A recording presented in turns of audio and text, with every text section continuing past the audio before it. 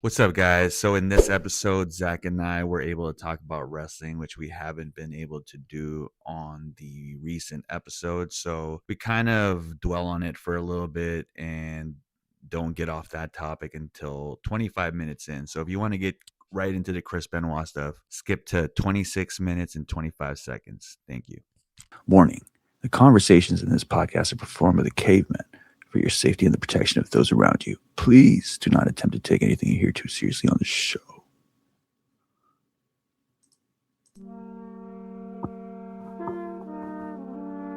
That was real intimate, dude. Just trying to whisper, trying to use my inside voice. Hello, mama. Let me whisper. Because I'm an inside ninja. What's up, everybody? Welcome back to the Cave Podcast. It's your boys, Joreeezy and Feel the Burn, bringing you another episode. But before we begin, make sure you check out our website, cave.com, K4V3.com, for all our videos, our bios, and all our links to our social media. That's cave.com, K4V3.com. So Zach and I are here tonight to talk a little bit about wrestling, because we love wrestling. And we're going to talk about the Chris Benoit tragedy. But yeah, before we begin, let's talk about some wrestling, bro. So I don't know if it was last episode or 2 episodes ago, but we somehow talked about Solo Sikoa and LA Knight costing Roman Reigns the championship. Yeah. Holy shit, bro. I see the vision. Hey. No Paul Heyman. You like that? No Logan Paul. No Logan Paul. No Braun Breaker. No Braun Breaker.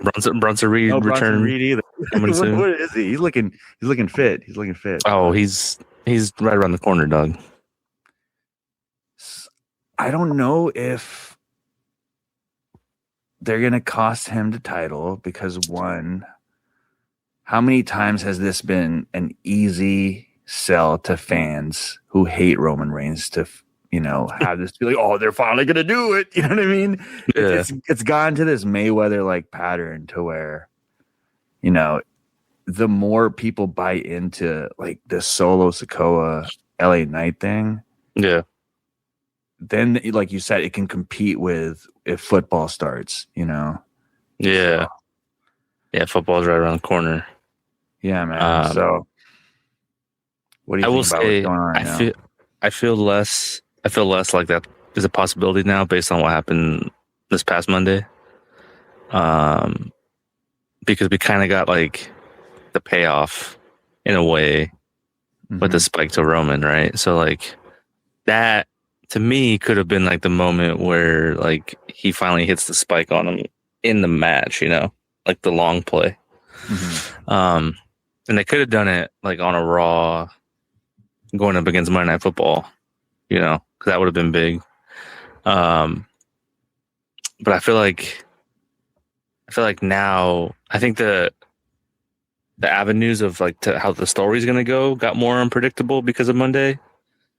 But I think the long term like end result of this for me, like of where I feel like it's gonna go, like has shifted completely in a different direction. Like I really don't have any confidence that LA Knight's gonna beat Roman at all now. I think it might end up being Solo, to be honest with you.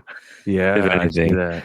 And it kind of sucks for LA Knight because I feel like because of how over he is and how consistently over he's been, like you got to put the strap on him, just to see what's gonna happen. But it feels like the real money right now is in Solo. And like for them, what was cool about the segment to close Raw this past Monday was like everybody was acknowledging the tribal chief, doing all that. And you got the loud reaction. Then he started going after Solo like verbally, and Jacob, like the crowd turned on him, which was dope. Like that's what's supposed to happen when a wrestler's doing that shit to like the faces that are over, So I was happy that happened. But it feels like the start of another Bloodline renaissance with like popular, which is great. And it's different. It's layered differently this time because of all the successes that like Jay had over the past, like since the first, incarnation of this whole thing. Like he's like, he has the resume now to be a dude. And so I feel like this is now like to build up Jacob and Solo, which is really cool to see. I wish they threw some flowers at Jimmy a little bit, but yeah, dude, for real. I don't know. Maybe Jimmy has some stuff going on. He's, Naomi's pregnant, but maybe he doesn't want it. Like I'm starting to feel like that way. Like maybe he's just cool with how it is, and he's fine and he loves it. Which is fine. Yeah, I mean, perfectly fine. If you're down for the ride, being that close too, Yeah. And the Usos as a tag team, independent from the Bloodline, I feel like has a good impression and has its own notoriety already. For sure. Yeah. As a tag team, still funny as hell too. Like the backstage stuff, bringing Solo through the hallways, doing the pew pew shit. That was funny. So if you zoom out, there's Zilla Fatu finally showing up in NXT. Yeah, that was big too. Sick Samoan spike. Yeah, say, bro, it's like a Superman punch Samoan spike, bro. So I'm not super savvy in Dragon Ball Z, but Zilla coming through feels like Gohan when he was starting to level up. I think am I on the right track? I don't see it. Now with Gohan, is it with the fucking Trunks? Like when they fuse or some shit? Go Tanks. Go Tanks. Yeah. It feels this dude feels like, because he's Umaga's son, right? Yeah, I think he's Umaga's son. Looks just like him. Are you saying he's like Solo and Jacob Fatu fused? Yeah, he's like the next. he's brother. Like, why did you sign Royce Keys? I feel like, well, he's gonna get a pop when he comes back to save Jacob and Solo when they're getting their ass kicked soon. It's obviously gonna. That's gonna be the war games through Royce. Yeah. He's gonna be the homie from the streets. Yeah. Pull on Jacob Fatu strings. I think. Yeah. But there's Haku coming back to be the manager of what are they called? The Tonga. The motherfucking Tongans, dude. The Tongans, MFT. or are they MFT still? They're still MFT, but he dropped the F-bomb tonight, dude. Oh, he's like, really? show them why you're the motherfucking Tongans. Damn, they should, dude. So got some edge to them. They can come back because now they're tied in with Solo, so it's getting really interesting. If you don't like the Bloodline, I'm sorry. Yeah. There was a post that we put out asking if WWE is objectively better when Roman Reigns is attached, and yeah, I think it is. You can't say that for Cody because I can't recall any like 5-star Cody matches really. That might be subjective, but that didn't involve Roman. I don't think there's been many in the WWE. I mean, because Roman and Cody, dog, like classic. You know what I mean? On some Shawn Michaels. I feel like that's what Shawn Michaels Bret Hart should have been, I'm not one to like stay stuck in my ways and stuff, but like I think that Rollins Rhodes Hell in a Cell match got a lot of love. But when you think about it, like when you really think about it, that's because his pec was torn. Yeah. And it looked gnarly, and people were like, holy shit, like he's still doing all this because of it, but like it set the table before. If you take if you take the context out of that match, like that might be like Cody's best non-Roman match of all time. But even still, like with that, like it wasn't anything special aside from he was wrestling with his pec like torn off the bone, So, so like to your point, it set the bar low too. Let's be honest, It kind of that wasn't even a full year in either. Like that was right out the gate. That was pre-Roman. He hadn't even squabbled with the Roman yet. So right. And since then, I mean, he's fought Drew. He had a real sick match with KO before KO got hurt. Obviously this next Randy match is for sure going to be dope. The first one wasn't that great. And then like with Cena, like the second Cena match was better than the first one. But yeah, dude, you're right. Like I think, as much as I don't want to admit it, because I think wrestling as a whole is in a good spot, but it feels like it's palpable and it's more energetic, it's more tangible. You could see it that like people are more invested when Roman's on top and when he's around. Yeah, I was gonna say Seth Rollins and Roman. I mean, that one, just the moments in between the actual wrestling, Yeah. like the moments that are being recorded to be cut scenes later on, like, oh, that's just fucking cinematic. Go back and play the fucking Roman WWE 2K37 or whatever. Yeah, bro. And we go back and play his career, and that's gonna be the cutscenes. You're absolutely correct. That's so funny you brought that up, dude. As much they knew that. That's why they did that. Yeah. I feel like, but even Cody Rhodes, as much as I hate on him, like, we had that iconic WrestleMania moment because of Cody Rhodes. Yeah. And The Rock. Not The Rock, Roman Reigns. Yeah. But even The Rock and Roman Reigns, like, I felt like that made the Rock and Cody Rhodes thing a little more personal. You know what I mean? Yeah, for sure. I feel like you're fucking with my brother type shit. You know what I mean? 100%. There's a lot of layers to that too, man. Like to that whole thing. And at first, I remember and that when Rose, it was Seth Rollins and Cody Rhodes is, I feel like, stock. Oh yeah, that collectively. Sami Zayn and KOs too, because they beat. Didn't they beat the Usos at WrestleMania? Yeah, that was the one before. Oh, that was 39. Yeah. But they fought each other, right? At 40, they fought each other. Jimmy and Jay fought each other. But the other point to that too, and this is kind of like where I was kind of shocked that Solo hit the spike on Roman so early, was because like that WrestleMania 40, like how that all went down. It was because of this, and how impactful it was because of the slow build from the year prior when Cody lost, and then you had a whole another year of like investing into that aspect of it.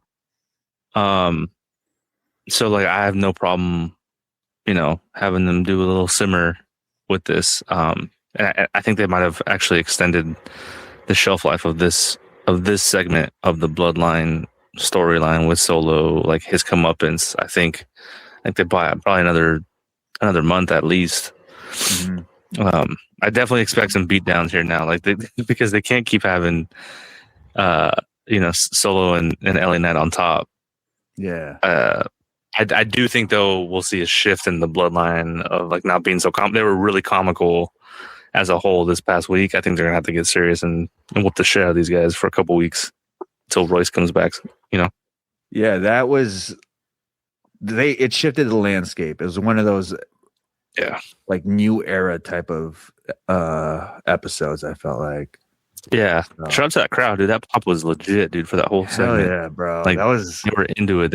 They helped that shit out a lot. The Attitude Era has like certain core memory moments, I feel like. You know what I mean? Yeah. 100%. Like that Raw like hit one of those tiers of pops, you know what I'm saying? That's a new one for the young folks that are watching. Like, that's going to be one of their moments. Like, we remember a bunch. We could rattle them off top of our head right now.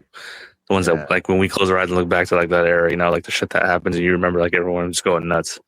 But it's cool that what happened this past Monday, like that's going to be someone's like, Austin coming back to save the WWF against, the Alliance.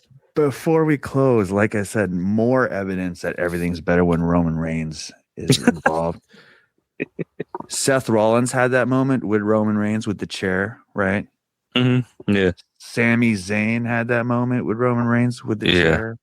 Yeah. The Usos had that moment with Roman, with the super kicks. Yeah. Those were, I remember that shit, bro. That was fucking dramatic. I was waiting for my table at Yard House, and I was like, holy shit.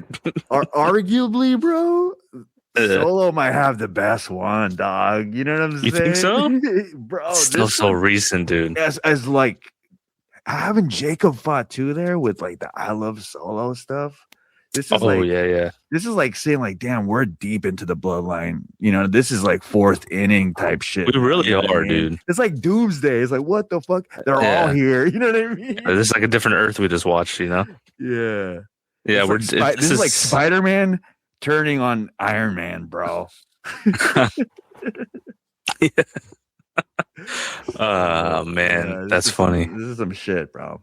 It is crazy to think about how much Bloodline we've had. You know, like this has been a long, like this has been crazy, dude. I love it. As a person who was a Houston Rockets fan cheering against the Golden State Warriors, and a Kyrie Irving fan, so going with the Cleveland Cavs going against the Golden State Warriors. I'm like, damn, dude, these guys are just winning. They keep winning. You know what I mean? I'd be dope to be a Golden State Warriors fan, but be experiencing that now as a Bloodline fan, it's like hearing people being tired of it, like, oh, it's the same old shit. But me being a Bloodline fan, I'm like, damn, I love that shit, bro. It's just like the fourth inning too, and like, I don't know, as a Dragon Ball fan too, being able to, because it's a slow build, being able to experience like the long build and like seeing certain characters and knowing like they're like whatever they're wearing, whatever form they are, represents like a deeper state in the character's development. You know what I mean? It's fucking cinematic, bro. I'm glad I brought up Dragon Ball too. I got into it way too late, dude. Like, I remember trying to watch. Perfect, bro. Getting into it now, I'm kind of jealous. Well, I need to go back and watch. Yeah, let me give it to you like this. Let me send you some old 2000, not even, dude, 1999, 1998 Linkin Park Dragon Ball Z music videos. What? Of like Dragon Ball Z fights with Linkin Park music playing behind it. And you'll be like, damn, what fight was that? And then you'll see the build up to that fight and know how fucking epic. That's funny. That's how you watch that shit, bro. Yeah, I think when I started getting into it, it was like, it was during the Cell Saga, like the end of the Cell Saga. Mm-hmm. So I didn't get to see all the cool shit, like all the. That's still an epic one. Oh no, it was dope. I was into it, but I just I couldn't talk about it with anybody because everyone knew all the fucking names and everything. Like I was just like into it because it looked dope. But yeah, I definitely want to go back in and like invest some time into it. That's tight, man. Well, shit. And with the kids too, it makes it a lot better. Mm-hmm. Are your kids into it? I mean, we could all start getting into it together. You know what I'm saying? Yo, all right. But before we get into the Chris Benoit stuff, like, yeah, as a adult male now, having Dragon Ball growing up, I feel like it helps instill certain archetypes that will help you navigate personal development and just being self-aware and being self-conscious a little better, because I don't know, I'll just leave it at that. You know what I'm saying? And if you know, you know, type shit. You know what I'm saying? Gotcha. Yeah. So Chris Benoit, man. Yeah, there was a case that happened that actually made Chris Benoit relevant again. And I'll pass it to you, man. You can set. I mean, with the whole, you know, Lindsay Clancy stuff going on right now. You know, in that case with her, with the, was it like she like murdered her 3 kids. And she's on trial right now, but like it sparked a whole like mental health, or it's sparking a whole mental health conversation, you know, online, at least from what I've seen, and then, you know, on the news and stuff. But definitely scrolling social media nowadays, you can find a lot of instances where people are like connecting, you know, are trying to relate stuff to, you know, prior events or past events. And one of the things I saw today, which is really funny that we're talking about all this, was it was like a meme or something of like, if you think that, you know, Lindsay's innocent, then how come you don't think Chris is innocent? If it's about mental health, you know, like the same kind of sympathy, because she's getting a lot of support right now from other moms, you know, in our country that are like dealing with postpartum depression. 'Cause that's like the main discussion, I think, in the defense's arguments, you know, in the trial, is that like she was calling out for help, or like trying to find help, and they've published like all the pills she was taking and all the medications she's on, and you know, she got hit with with a lot of real intense postpartum depression, which I think is where they're going with, the cause of her actions. I think that's what they're trying to tie it to. Yeah. But with Chris, it's like it's kind of the same thing, right? Like if like nobody, He was blackballed. yeah, dude, nobody would have thought to like give that same kind of attention, or like benefit of the doubt or whatever to like his head trauma and all the stuff he was going through, being the cause of that, But at the same time, he'd never had a chance to defend himself because he took his own life. So I think that's where like, maybe if he was trying to defend himself on trial or whatever, like if that whole case, if that would have turned into a whole case, but, it's a different situation because he took his own life in that one. She tried to take her own life, but did she? She survived. Yes. Okay. So, I mean, interesting argument. If Chris had survived, would it be different? Right. I mean, at the time, I don't think so.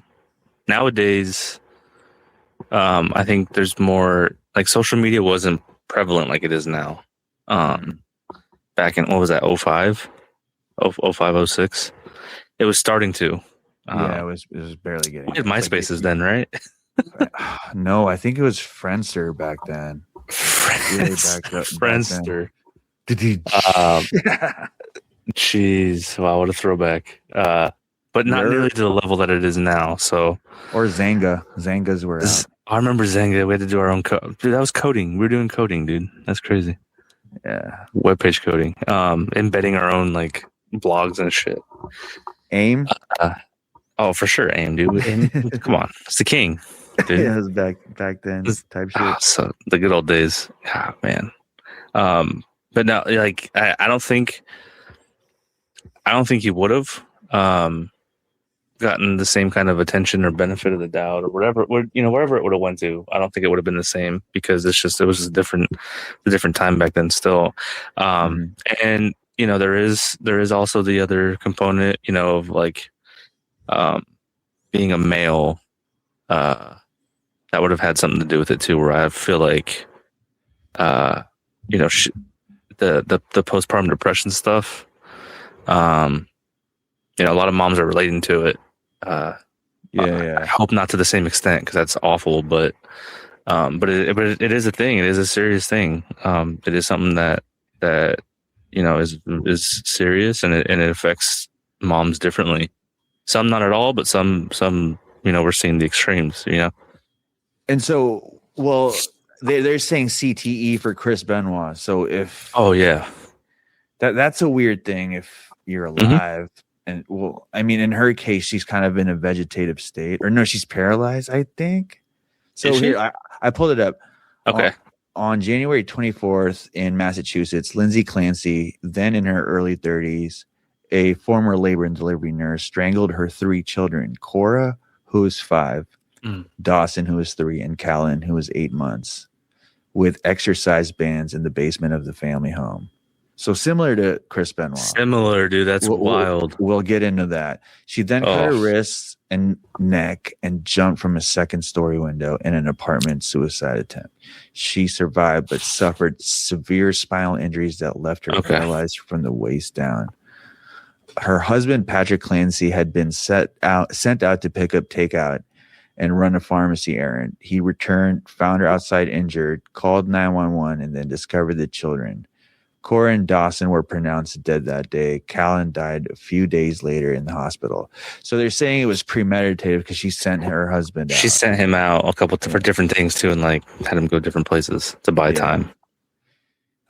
Clancy had pleaded not guilty to 3 counts of first-degree murder. She does not deny carrying out the killings. Her defense argues she should not be held criminally responsible due to the postpartum psychosis, bipolar disorder, and psychiatric, due to the psychiatric medication she was prescribed. So she was really complaining that she was feeling off. Yeah, I did read that.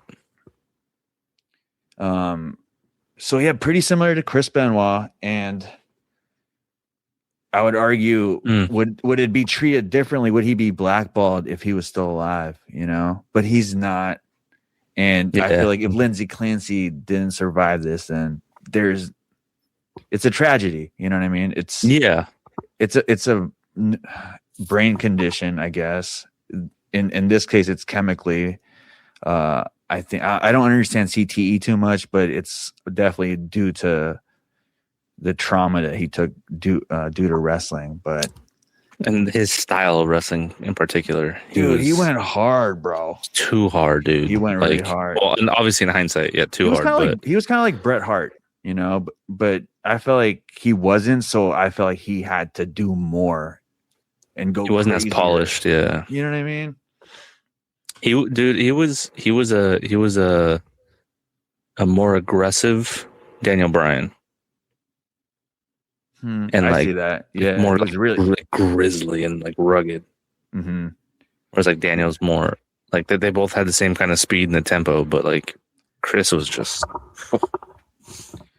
So, okay, it's now that I think about it, bro, it's similar to the case if you believe the general narrative of the Chris Benoit murder tragedy. Now this is where we get the episode really started. Shout out to the chat. The chat is fucking booming right now, but it's not really fucking.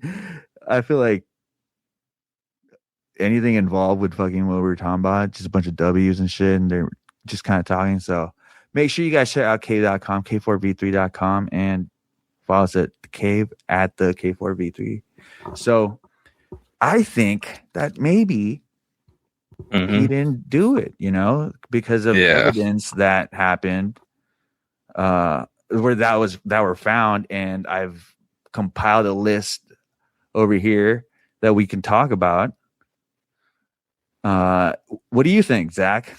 Let's start with that. It wasn't until the Dark Side of the Ring episode came out when I think they like certain people that were being interviewed that were in the know or close to, you know, the incident, in terms of like the people that were involved in the incident. Like some of them, I think Jericho might have said something along the lines of, I don't know if it was like tongue in cheek or what, but like something to the effect of like, but we'll really never know exactly what happened because Chris took his own life, you know, like, it was kind of just cut and dry after that, you know, like when you show up as an investigator, I assume, right? You show up to a scene or whatever, and you see that, you know, the carnage that happened, and there's like no witnesses because they're all deceased, right? It's kind of just cut and dry at that point, right? Like it's kind of just like, all right, well, we'll, you know, carry on from here and like do what we got to do to clear the scene, but like this is what it is because this is what we see and this is what's here, you know. And he's involved with WWE, which is a huge entity that does not like scandals like that. Right to its name, you know. At that time, he had just left. I think when the Dark Side of the Ring episode aired, like he wasn't. He was AEW, or he was New Japan. He wasn't a WWE employee at the time, which I think is why. And this is kind of like where Chris has gotten more vocal about certain things because he's not tied to the machine like that, you know. So, and he's kind of wired that way too, like conspiracy theory on certain things. But he just likes to inquire for sure, and sometimes play devil's advocate. But there was a couple interesting ones too on the that were like Chavo. Like Chavo had just talked to him or something. Yeah. and the way that he was talking, it didn't sound like he was in the mindset to do something like this, I think is what it was referred to. So I'll hold up. Something's pressing up on my keyboard. There you go. I'll go through this list right now. Okay. And you tell me what you think. Yeah. So in June 2007, Chris Benoit, his wife Nancy, and their 7-year-old son Daniel were found dead. Yeah. Officially ruled a murder-suicide. Yeah, by a neighbor, right? This is where it gets kind of crazy. Let me just delete this spaz. Okay. Boom. Empty beer cans and wine bottles were found near Chris's body, yet his toxicology report showed 0 blood alcohol. All three had sedatives in their systems, Xanax and other drugs at therapeutic levels. In Chris, high levels of Xanax in Daniel, and multiple sedatives in Nancy. All three of them. The sedatives in Chris raised questions about how he could have physically carried out the acts while under the effects. I've been on Xanax, so just to be fucking transparent, you know what I'm saying? Good for you, Zach. I hope you never have to, bro. But I don't know, like any surgeries or nothing I've had. I don't know. Being a person that fucked around with them bars, you know what I mean? I don't remember shit, so he could have done some crazy shit, you know what I mean? But yeah, depends how much you take. You just go fucking sleep. That pink shit goes hard as fuck, bro. I had them green shits. I heard them green shits were fucking laced with fucking fentanyl, dog. Damn. Yo, I'm just lucky I survived that phase. And if you fuck around with that shit, you know what I mean? I hope you get out of it. You don't need those bars, but shit, those bars were something else. I wish I could say that they had good memories, but I don't have any memories. Yeah, I just know I had fun, bro. Yeah. But all three of them being on Xanax, the 7-year-old son on Xanax. Yeah, that's weird. Crazy, bro. That's crazy. Yeah. But anyways, I'll keep going. Yeah. Bibles were deliberately placed next to the bodies. Yeah. Both Nancy and Daniel. Kevin Sullivan, Nancy's ex-husband, had a long-running Satanist wrestling gimmick and a real-life love triangle. Yeah, this is where my ears started breaking up hearing about this guy. You feel me? Yeah. So they actually had a storyline, apparently, where Chris Benoit takes Nancy from Kevin Sullivan. Yeah, and that happened in real life too. It's one of those rare, Edge Matt Hardy lead moments that I feel like that's where the planets align, and WWE's just like, let's go. You know what I'm saying? Yeah, it's always better when it's a mid-card feud too. Not that WWE was responsible for the Chris Benoit, Nancy Sullivan, or Kevin Sullivan story. No. It's just the business. Wasn't it WCW? I think so. Yeah. That's never getting crazy too. So rumors persist that Sullivan was a real-life Satanist, though. He allegedly swore he would kill Chris one day and was never interrogated as a suspect. I mean, it's wrestling talk, you know what I mean? It's promo shit. The weekend of the deaths reportedly aligned with Kevin and Nancy's 20th or 25th wedding anniversary or divorce anniversary. So that's where it kind of gets weird. That's kind of Chris's computer showed searches for the biblical story of the prophet Elijah raising a dead child from the dead. Daniel died of asphyxia while heavily sedated with Xanax. That's crazy, and was likely unconscious. Official reports say he was smothered in bed. They said he was fucking put in the crippler crossface, bro. Man. I've been put on that shit. I don't know. Yeah, me too. I don't think. We all went through a phase, right, where we all wrestled each other. It can't kill you. I think if you have enough strength, you could snap someone's neck probably. I'll put my money that it can't kill you. Okay. That shit will fuck up your face. And be like, it's a 7-year-old though. But it's pulling your. It's a grown man pulling. And it's not a grown man, dog. It's motherfucking Chris Benoit, dude. Yeah, dude. I mean, like among the athletes, like compare him to Steph Curry. Like, you know what I mean? That's a painful way to go, dog. Yeah. But he didn't die of that. I feel like they're just kind of throwing shade on his name because he wasn't around to defend himself personally. Yeah, me too. About 14 hours before, this is where it gets crazy. After 14 hours before police found the bodies, an anonymous editor updated Chris's Wikipedia page, stating he missed a WWE event due to the death of his wife, Nancy. Yep. This is The IP address was traced to Stamford, Connecticut area near WWE headquarters. The editor later called it a terrible coincidence based on rumors. Mm-hmm. I mean, their claim is, oh, it's a Wikipedia page. Anybody can edit it. But come on, bro. You know what I mean? I don't know. Chris, this is where it gets interesting. This is where Chavo Guerrero gets tied into it. Chris left voicemails in Texas for Chavo Guerrero and others after the timeline indicates the death had already occurred. Claiming food poisoning and sending the home address with notes about the dogs and open garage. Some accounts describe a call with Chavo where a scuffle was heard after Benoit answered the door and the line went dead. These specific anomalies continue to fuel the reasons why I think he didn't kill himself. And it's crazy because they blackballed his name. They erased all his matches. And that sucks for one. As a person who is in the wrestling community, like there's a respect for Chris Benoit. You know what I mean? I'll just say it. Dude, he's one of the goats. He's one of the goats. You know what I mean? Like, that's it's definitely fading. That's like almost like if Bret Hart, it happened to Bret Hart and everyone just forgot and deleted Bret Hart's, you know what I mean, reel of matches and all his memories tied to his name.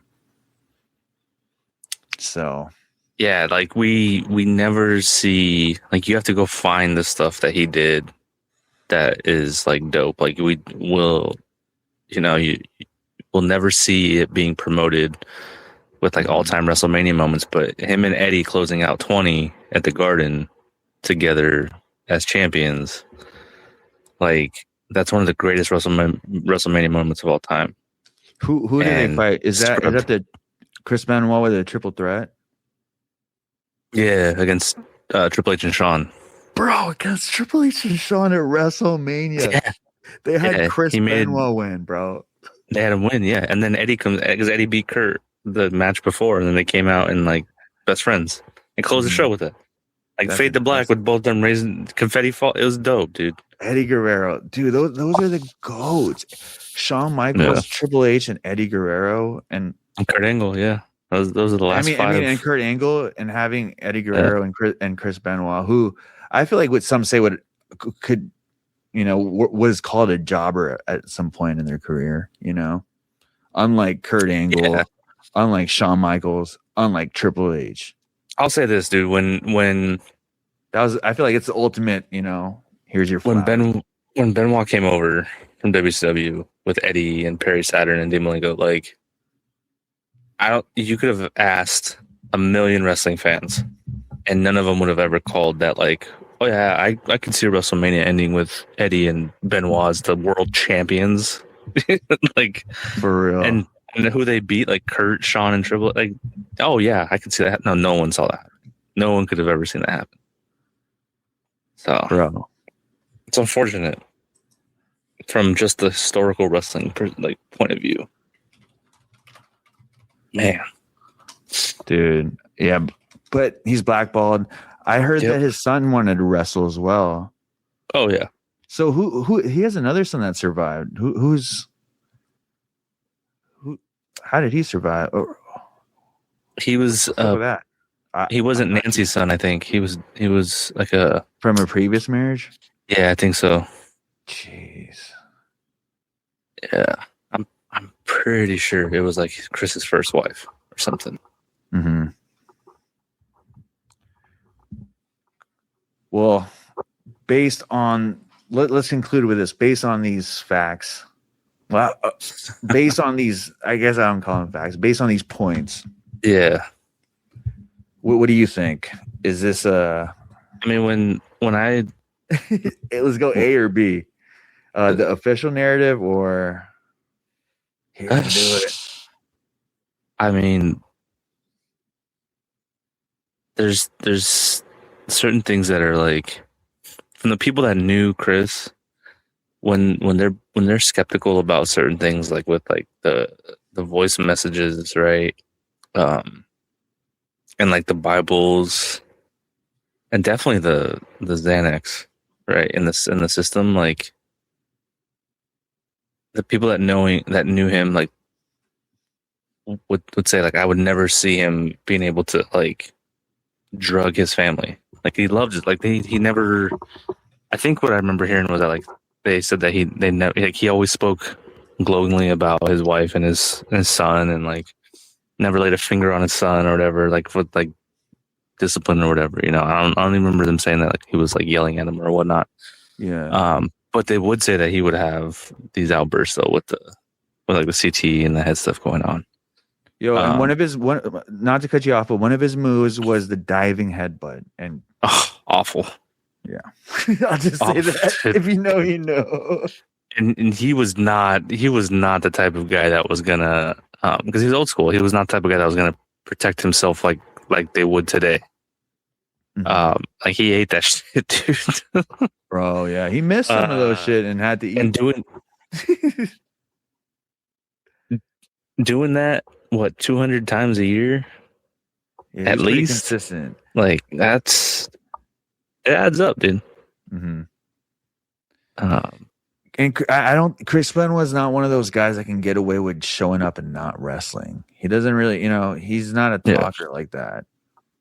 Eddie Guerrero could. Eddie Guerrero evolved into being able to, make some moments where he didn't need to wrestle by being the lying, cheating Eddie Guerrero. Right. But yeah. Yeah, I think it's interesting that Chavo is asking people to look into the murder. And I think I saw that I think it was a tweet that Chris Jericho put up, right? Let me try to pull it up. Shout out to Grok. All our AI research is brought to you by Grok.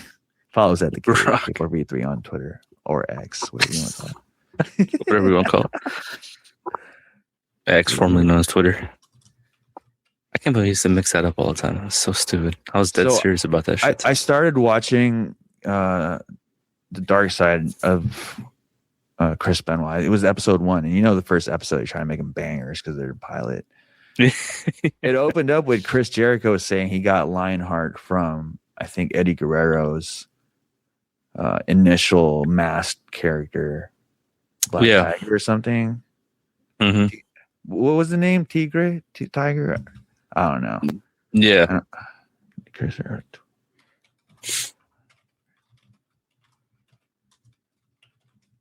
Yeah, but we'll close out with Chris Benoit's song, and I'll read out some of his accomplishments. Because, bro, I don't think his career should be blackballed. Because, I mean, I feel like that's an extremist point of view. You know what I'm saying? Well, yeah, it just goes along with, like, because people have strong feelings about stuff like this and tragedies like this. Like, we're seeing it even now. Like, we bring up the, Lindsay case. Like, people have feelings and they feel a certain way, and obviously you err on the side. I think, though, too, I just remember this, like Vince, because they just had the Eddie show, right, the year before or whatever, or 2 years prior, and then like when they did the Benoit tribute show, like the next day all the stuff started coming out, and Vince was like, that's it, like, no, we're not celebrating this, we're not doing it, like, we're just moving on, like, because I think he went ahead of it and saw that, like, even if we try to, soften it up, like, there's too much, that happened in the tragedy that, like, we can't even try to, like, do our WWE magic and, like, try to honor him in any more. Like, that's it. We're just gonna cut ties, not promote him, blackball him. That's done, and then it'll all go away. Because I think the underlying stuff with the CTE was where, like, they were, like, investors and everybody behind the scenes was like, just distance ourselves from it. And because of that and how adamant they were on it so quickly, I don't think enough people, like, wanted to revisit or bring it back up again, because it was just so quick and abrupt, and that was that, and that was it. Mm-hmm. And all this other stuff wasn't out yet about, I definitely feel like there's a situation where like Kevin probably was behind this or somehow, or was involved somehow. I just feel it's just weird. It's such a weird. Not to cast any magic type shit, but let me do a thought experiment, right? Yeah. What if this happened with Matt Hardy? Okay. And like, you know what I mean? It tied into like, you know, the Lita thing. You know what I mean? Mm-hmm. Wouldn't it raise questions of, did this storyline get so deep that it probably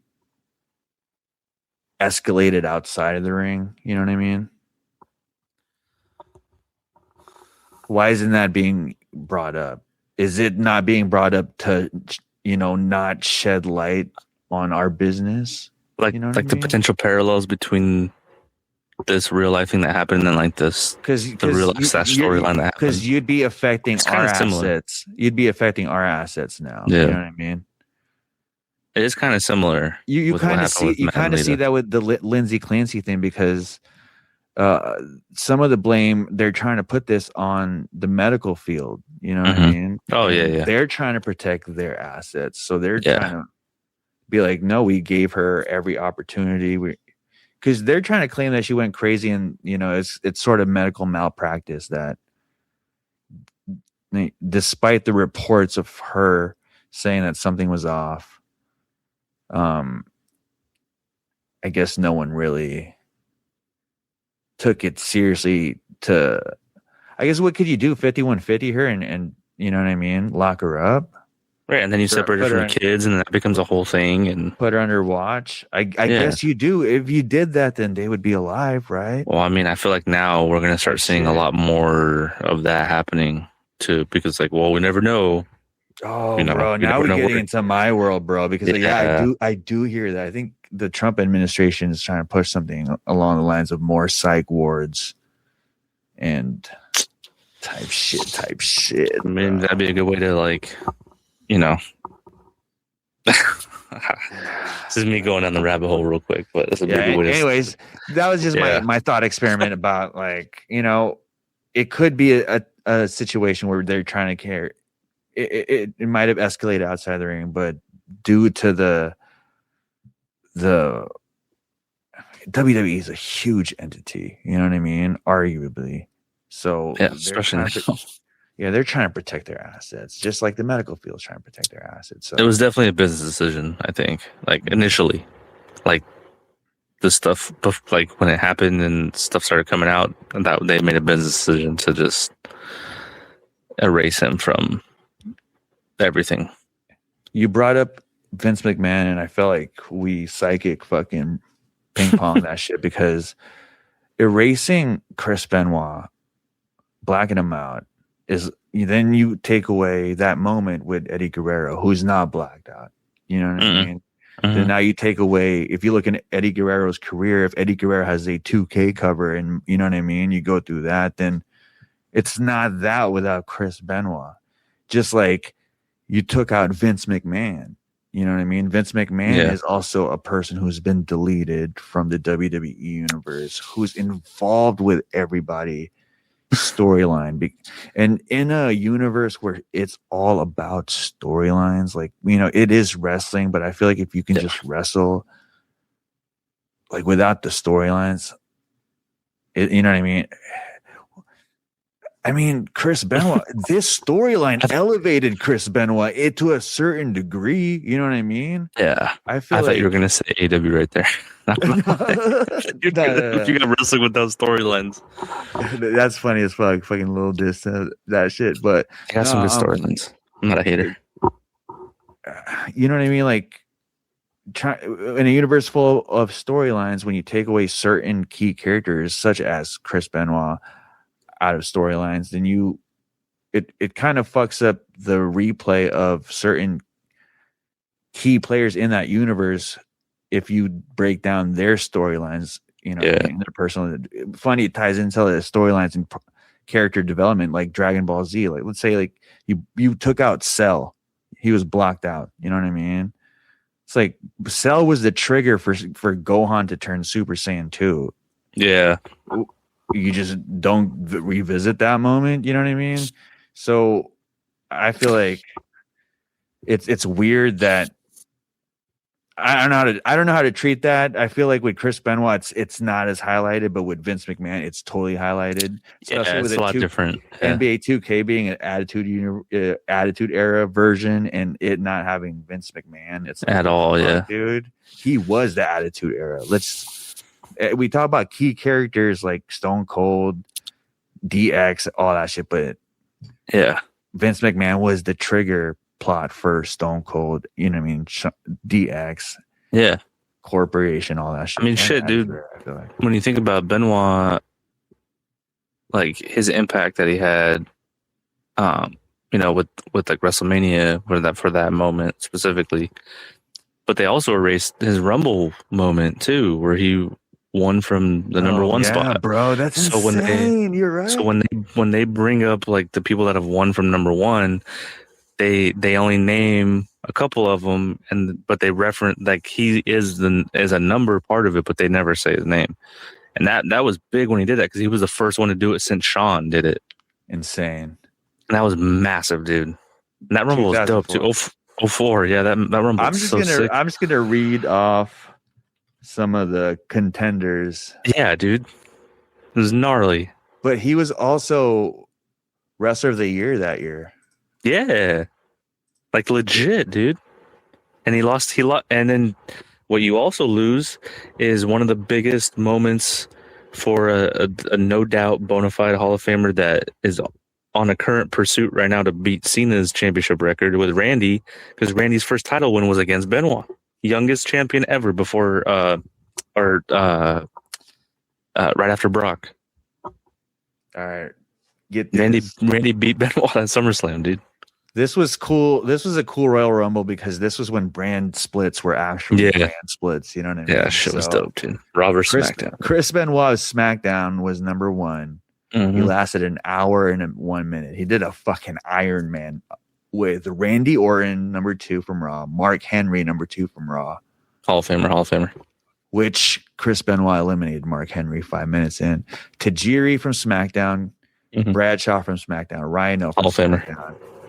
Rhino Hardy from Raw. Scott Steiner from Raw. Hall of Famer. Look at that. Matt Morgan, SmackDown. Okay. Hurricane from Raw. Love Booker Hurricane. T from Raw. Kane Hall of Famer. From Raw. Hall of Famer. Spike Dudley from Raw. Should be Hall of Famer. I like Spike. Come on, dude. I like Spike. Rikishi from SmackDown. Bloodline. Renee Dupree, Raw. Okay. A-Train. Oh, Matt Bloom, Tensai, which Chris Benoit eliminated. Shelton Benjamin from SmackDown. Oh man, Ernest Miller, SmackDown. Ernest the Cat Miller, yeah. Kurt Angle, SmackDown. Rico from Raw. Rico, Mick Foley from Raw. Mm-hmm. He eliminated himself. Christian from Raw. Because that was when he went after Randy. That's fucking funny. Nunzio from SmackDown. Big Show from SmackDown. Big Show. Eliminated by Chris Benoit. That was the last elimination. Bro. He had him in the headlock and pulled him over the top rope and then like choked him out to win. It's iconic. Chris Jericho from Raw. Charlie Haas from SmackDown. Billy Gunn from SmackDown. John Cena from SmackDown. Rob Van Dam from Raw. And John Cena tore his knee that year getting eliminated. I remember that. Damn. Go back and watch that Rumble, dude. It was dope. Yeah, and the guys that Chris Benoit eliminated, Big Show, Big Show, Mark Henry, A-Train. These guys are big guys, bro. Yeah, Benoit's smaller than all of them. Bradshaw and Rhino. Shout out Rhino. Gore. So yeah, man. Look into the Chris Benoit case. Any concluding thoughts or any statements you want to make? Well, I mean, close off. I think it's crazy because when all this happened, like that was when I was really into wrestling. So yeah, me too. And and it was when everyone was stopping, like stop watching it, but like they were doing some cool shit like this, you know. So I was all about it. Wait, are you saying when the tragedy happened, or when like his around this time were happening? Around this time, like the Attitude Era was fading. You know, the brand split happened because of the merger, or when they bought WCW. But that was kind of like when our friends group, like a lot of our friends group, stopped watching. Mm-hmm. So like I would still watch whatever, but like I remember being real dialed into all this stuff. And my point was though, like this specific year, seeing Benoit's ascension was really cool to see happen because it was organic and it was legit, and I was all in with it too. Like when he won the Rumble, and then like Shawn Michaels was trying to like weave his way back into Triple H because they were doing their thing, and I was like, "Fuck, don't push Benoit to the side. Like this was dope. Like he's getting the the pops, this and that." So my point was though that like revisiting stuff like this, like I used to have a hard time like not giving him props when people would be like, "No, you can't do that. Like, you know what he did. Like, you see what he did. Blah blah blah." Right. It's like I get that, but I am also pretty good at separating like the artist from the person too. So, I do feel like it's a shame that this happened. Obviously for his family and everything, and himself, but like also too because of the legacy that he built in the wrestling community. Yeah, he was a legit performer for us, for the fans. So yeah, man, it's hard to speculate on these things sometimes because it's like, dude, this is one of the tough. This is a tough one. Tougher subjects in the wrestling conversations for sure. Probably number one, dude. Honestly, yeah, this is probably the hardest thing for people to talk about in wrestling. Yeah, man. And with that said, like I said, make sure you guys check out our website, cave.com, K4V3.com. Dude. I'm Joreeezy. Feel the burn. Peace out. Peace.